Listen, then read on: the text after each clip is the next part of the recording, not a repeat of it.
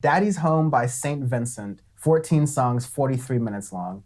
And this is a pretty good album. This has a lot of different sort of A lot of different sounds sounds. in it. St. Vincent's known as she likes to experiment. She likes to do a lot of different things. I always respect her as an artist because she doesn't care. Just whatever you think, she just does her. She just reminds me a lot of Bjork. Bjork, for those who don't know how to pronounce her name.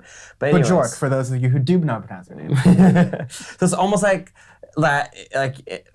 almost avant-garde style, but not too over the top. A lot of indie stuff. I mean, she was featured on a bunch of different tracks, things here or there. But this is more recently a Gorilla song. Yes, exactly. And but this theme has almost a lot of 70s feel to it. Kind of similar Arctic Monkeys with Tranquility Base, kind of throwing it back in time a little bit. It has a lot of David Bowie influences. You can hear that throughout the album. It's not saying it's not a bad thing, but you can get a sense of what she's trying to do, kind of bringing that sound up to a modern era, which I like. The first song, Pay Your Way in Pain, very clever way of saying that. Yeah. I heard a lot of indie channels. I like this track a lot. This is the first track where it's this sounds a lot like Bowie and a couple other artists from the 70s and early 80s and stuff. That's pretty good. So yeah. You get a really sort of subtle blending of electronic music with synths and sounds, those things, with Pay Your Way in Pain. And then in Down and Out Downtown, you get more unique instrumentation. You get sort of a strumming string thing. I forget what that instrument's called, but it's often used in it's a sitar. Yeah, sitar, essentially. It's really kind of nice sound, but it's meant to be kind of a slower groove thing, almost like some tranquility based slower rock, not necessarily classic rock, but it's a slower kind of deal. Mm-hmm. Yeah. I like the flow of the whole album. Everything fits together well. It's all of the experimental pieces are followed usually by a slower piece and everything in there that I like. Right after Downtown, you have Daddy's Home, title of the album. It's a good slower track where it's just her voice really shines throughout the whole album. She's doing some spoken word here or there. She's messing around with different styles of vocals, things here or there, which I like a lot too. Yeah. You get these humming interludes, which are nice, also break up the album. You can kind of go with or without them. As you're playing it through the album. I don't even know if they needed them necessarily. I don't think so, but it's not uber distracting. Some not uber distracting either. And some albums they need the interludes to really make the songs flow together. Same thing with J. Cole's album that we reviewed a moment ago. It didn't really need interludes, but it was fine. Didn't make or break them. Wasn't Switch My Robot off or anything, right? But you get to The Laughing Man, which is you get typically St. Vincent kind of fun, kind of moody lyrics. Not moody, but passion, has a kind of fun spin to it. Down is a hell of a track though. Yes, I really Down like is it. Very, very it got good. released as a lead single sort of. Mm-hmm. And it's I don't know how to describe this, but it's kind of that classic rock that's almost sort of a lighter Cage the Elephant, but a little bassier. Well, it's older Led Zeppelin style, where it's messing with having kind of in the background just some really easy synths on the ears, just a vocal kind of with some different effects on the microphone and stuff, and then it slowly builds and builds and builds. And a lot of the effects are on the guitar, good old guitar pedal effects and everything. Yes.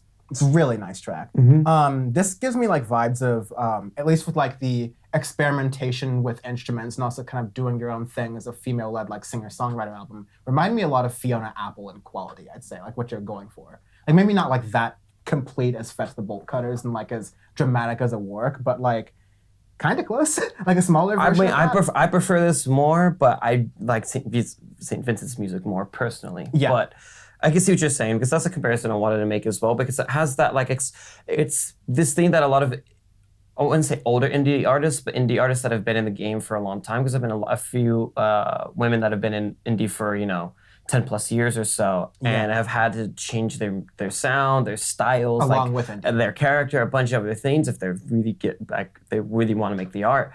And St. Vincent's one of those where she's been making music forever, and it's good to see that she can still nail it on the head with everything and get it through. So you can keep going. Okay, cool. After that, you have some more humming interludes. Second one. After that, you have Somebody Like Me, which is a really nice acoustic track, which I like a lot. I'm not normally a fan of acoustic tracks too much, but I really like Somebody Like Me a lot. Yeah.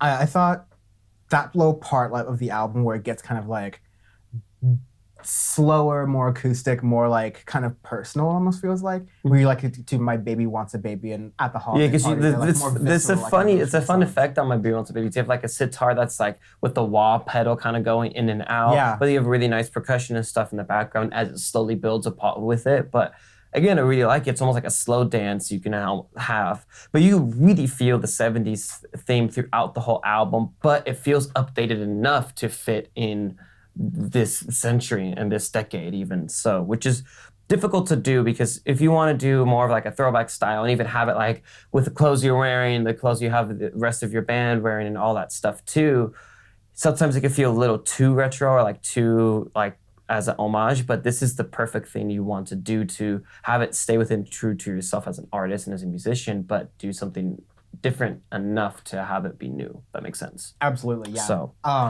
there's a lot of artists who do a callback, but by doing a callback, they're just doing a carbon copy of that and era. that's one of my problems with indie, where I said a lot of the younger artists, they kind of get stuck in that grunge sound right now, which you hear all the time in indie, which is fine, but you need to explore a little bit more than that. You need to get out of that little bubble and really find your voice as an artist. Yeah. Since it's been around for so long, like it's fantastic. Yeah.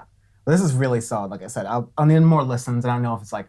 She's one of those artists where her albums always take a few listens to get into, and they take, because they're really out there, you need to take a long time to settle down and really digest the entire thing. I knew for me it's going to take probably another 10 or so listens for me to really get into this. So later on throughout the year, I'll really get more of an opinion on it as well. But for the first, I've listened to this 3 times. I really like it. Very good. Arbitrary scale this week because we do arbitrary scales every week because every music scale is arbitrary. We're just the only music show that tells you the truth about that. How much you're bagging your gas. This is gonna be the video of that lady who single bags her gas. Yes. And then realizes that it's leaking. She's like, no, I got some for this. I'm gonna double bag the gas. And she's like, oh, this might not work. It's all right. Sometimes I see the double bag get a little tricky. I'm gonna triple bag the gas. This is that triple bag gas. This is that triple bag food for less.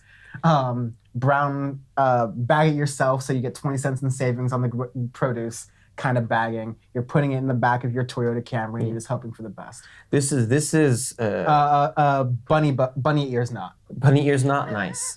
This is a true story that happened to me last week, where I am the very last person allowed in the gas station because the system is overloaded by everybody trying to get gas because they're panicking in California, which is fucking stupid. And I'm over here just because I gotta work and shit for a living and put gas in my damn car.